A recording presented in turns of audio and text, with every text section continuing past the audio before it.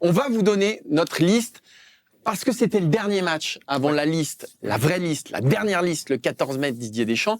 Et donc, avec Arthur, on a fait notre liste des 26. On rappelle, Didier Deschamps pourra amener jusqu'à 26 joueurs. Donc après, il choisit. Il peut en amener 23, 24, 25, 26. Il peut mettre des réservistes, comme il l'a fait à de nombreuses reprises. Nous, on a choisi de faire une liste des 26. Pourquoi 26 ? Parce que, comme on l'a dit, il y a 16e, 8e, quart, demi-finale. Donc, il y a un match en plus. Donc, ça ne nous paraît pas déconnant d'amener 26 joueurs. Il y a du matériel. Et il y a du matériel. Donc, voici nos 26 joueurs. Autant vous le dire tout de suite, il n'y a pas des surprises de Maboulito. Alors, les gardiens... C'est là qu'il y a peut-être... C'est là qu'il y a peut-être une petite surprise. Parce que moi, je me réveille la nuit, je fais un cauchemar. C'est blessure de Maignan, expulsion de Samba en 8e de finale, quart de finale avec Lucas Chevalier qui n'a pas joué depuis 1922, qui est en panique, en PLS déjà dans le but du Paris Saint-Germain et qu'on sent, en fait, c'est pas un mauvais gardien, mais il est en déficit clair de confiance. Et je pense qu'Areola a plus de bouteilles, tout simplement, et qui connaît en plus ce rôle de troisième gardien. Champion du monde. Voilà. Champion du monde. À partir du moment où Samba a pris le dessus et qu'il est numéro 2, pour le numéro 3, moi, je préfère un profil un peu plus sécure dans ce rôle-là. Voilà. Sachant qu'évidemment, normalement, il ne jouera pas une minute, mais voilà. Je ne vais pas en rajouter sur les gardiens, parce que je te rejoins plutôt là-dessus. Ensuite, les défenseurs, on a choisi d'en mettre 8. Pour moi, c'est l'un des enjeux majeurs dans les choix que va faire Didier Deschamps, parce que pour moi, le suspense, c'est avant tout une question de structure de liste. Est-ce qu'il prendra un 9e défenseur, qui serait pour moi plus un défenseur central supplémentaire pour avoir un peu plus de sécurité. On peut remettre la liste peut-être pour que les gens... Parce que, voilà. Là, on a mis les 8. Le 9e, ça peut éventuellement être un Kaloulou qui est assez polyvalent. Ça peut être, on parlait tout à l'heure de Wesley Fofana entre nous. Ouais. Ça peut être des profils comme ça, mais peut-être plutôt Kaloulou qui tiendrait la corde. Mais très honnêtement, ces mecs-là, il n'y en a pas un qui n'y sera pas. Non, ça, les 8 qui sont là, c'est sûr qu'ils y seront, surtout... qu'en plus, là où il n'y a pas forcément besoin de rajouter un 9e, c'est que Zaïre Emery et Kamavinga peuvent dépanner sur les côtés. Tchouaméni peut jouer en défense centrale. Ah, c'est pas la solution idéale, mais ce que je veux dire, c'est que les postes sont triplés. Ce que veut Didier Deschamps, les postes sont triplés. Voilà. Au milieu de terrain, là, il y a des enjeux. Kamavinga est peut-être à l'orée de la liste quand même. Hein. C'est peut-être pas celui qui est... Ouais, attention à pas faire une fin de saison catastrophique. Attention à jouer, à pas faire une fin de saison catastrophique. Mais sinon, Koné, voilà, pour tout ce qu'on a dit tout à l'heure. Et puis celui qui a pris son ticket, parce que sa saison n'est pas gigantesque à Akliouche. Ces dernières semaines sont très très bonnes. Voilà, fait du bien. Mais l'automne et l'hiver étaient pas fous. Ouais. Et par contre, ces 2 derniers rendez-vous en équipe de France, il n'y a pas de mystère, il est là. Ouais. Les dernières fois, il est là. Et là, il fait son meilleur match. Donc ça va compter. Et tu sens qu'il parle le même foot que Cherki Colissé, que Dembélé, tout ça. Quand tu regardes la liste d'attaquants, en fait, l'arbitrage se fait là.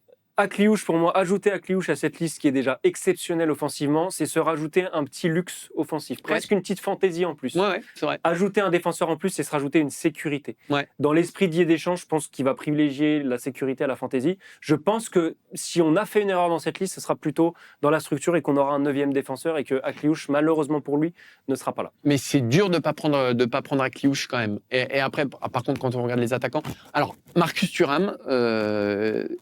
Souvent ici, je l'ai descendu.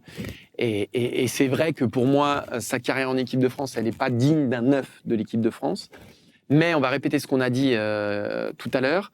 Déjà, il faut une doublure à Kylian Mbappé. Dans la mesure où Ekitike, aujourd'hui, est un joueur de couloir gauche de l'équipe de France, il n'y a plus personne pour pallier à une blessure, à une fin de match pour Kylian Mbappé.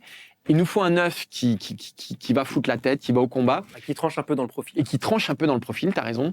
Et Thuram, il nous l'a montré ce soir face à la Colombie, qui pouvait être ce mec-là. Mateta nous l'avait montré aussi. Alors, pas face aux mêmes oppositions. Oui, mais Thuram a un truc, c'est encore une fois, regardez sa célébration. Il est pote avec Mbappé, il est pote avec Dembélé, il est aimé dans le groupe. Il a toujours le sourire. Et ça et encore polyvalent lui aussi. Et polyvalent. Et il peut jouer à gauche aussi. Bon, il y a 37 mecs devant lui. Mais... Et encore une fois, ce qu'il faut bien mesurer, c'est que c'est un groupe qui va vivre 6 semaines les uns sur les autres, tout le temps. Il faut des mecs qui t'apportent du sourire. Et Thuram, il t'apporte du sourire. Et donc Thuram, il sera là. Je répète qu'il faut laisser le bénéfice du doute à Randal Kolo Muani. Ouais. Il faut surtout pas l'écarter des débats. S'il était encore là avec la saison qu'il traverse à Tottenham, c'est pas un hasard, c'est pas pour rien. Alors Barcola n'était pas là, certainement que ça lui aurait coûté sa place pour ce rassemblement, ou alors ça aurait coûté la place d'Akliouche si Barcola avait été là. On ne sait pas. Attention au cas Kolo Muani. Encore une fois, s'il joue régulièrement avec Tottenham, qui met quelques buts, je pense qu'il sera très près de l'esprit de Didier Deschamps. Voilà, mais après, ce qui est intéressant, c'est que c'est une liste où il y a assez peu de débats. Ouais. Pourquoi ? Alors moi, je vois. Alors, rappelez-vous, simplement, 2022, on se pose des questions sur Giroud, est-ce qu'il va être sélectionné ou pas ? Il y a Klose qui est écarté au dernier moment. 2016, t'as pas Valbuena. Tu te poses la question sur Ben Arfa, sur Benzema. 2021, t'as Benzema qui revient. 2018, t'as pas de Payet, t'as pas de Benzema. Donc, t'as toujours quand même des questions essentielles sur la liste. Là, t'as pas de questions essentielles parce que les mecs qui sont bons, ils jouent, parce qu'il y a une hiérarchie qui s'est dégagée. Depuis le dernier Euro, tu as une équipe de France qui a progressé de façon exponentielle. Tu as des mecs qui se sont affirmés. Je pense à un Barcola qui était un peu dans ses petits souliers à l'Euro, qui est un peu arrivé au dernier moment, qui aujourd'hui, tu as du mal à imaginer qu'il soit pas là, sauf blessure. Tu as des mecs qui ont explosé, des Cherki, des Doué, qui ont déjà le niveau international. Donc en fait, cette liste, elle est claire, elle est simple, elle est nette. Et s'il fallait un autre exemple du fait que voilà, elle est cadenassée, prends la liste des espoirs, prends cette liste-là. À un moment, tu te disais, tu as des mecs qui peuvent faire l'ascenseur entre les espoirs. Là, il y a beaucoup d'absents quand même. Il y a beaucoup d'absents, mais je veux dire, les Matistel, les mecs comme ça. Là, tu as une vraie équipe de France qui est costaude et où il y a absolument zéro débat.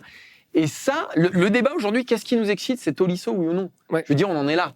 C'est pas... Non, mais ça veut dire que cette équipe de France, les 23, les 26, on sait qu'il sera là. Voilà. Et Tolisso, malheureusement, on sait qu'il ne sera pas là.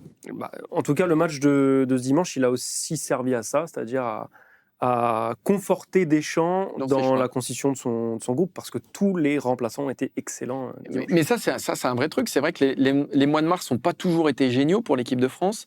Je repense à 2021, avant l'Euro, tu as Bosnie-Kazakhstan, où ça se passe moyen. C'était des vrais adversaires quand même. Hein. C'était des vrais. Oui, là, exactement. Ce mois de mars, c'est des vraies oppositions. 2024, tu perds contre l'Allemagne 2-0. Ouais. Contre le Chili, tu fais 3-2. Mais là, tu as le Brésil, tu as la Colombie. Ça se passe super bien. Donc, effectivement, évidemment que ça va conforter Deschamps dans ses choix. Et évidemment que cette liste, encore une fois, sauf blessure. Et en plus, t'as pas le mec que tu vois depuis septembre où tu te dis « Ah, faudrait le tester. » À la manière d'un Ribéry en 2006 qui arrivait un peu comme un chien dans un jeu de quilles. Là, t'as pas ce mec-là. Tu l'as pas. Au fond, il les a tous testés. Ils ont tous été bons. Donc, ils seront tous là. Est-ce que c'est l'heure passée ? Je regarde juste, parce que Quentin, il est dans les startings depuis tout à l'heure. Je regarde juste les commentaires, voir s'il y a des questions. Parler de l'animation défensive. Dédé va partir sur 2 systèmes de jeu pour s'adapter aux adversaires. Et puis avec une liste à 26, il pourra. Il n'y aura pas de problème pour changer. Lucas a prouvé ce soir qu'il était encore dans le coup. Alors, il y a beaucoup de débats sur Théo Hernandez. Il y a beaucoup de gens qui disent beaucoup de gens. Il y a 2 personnes dans le live qui disent que ça ne sert à rien de l'amener.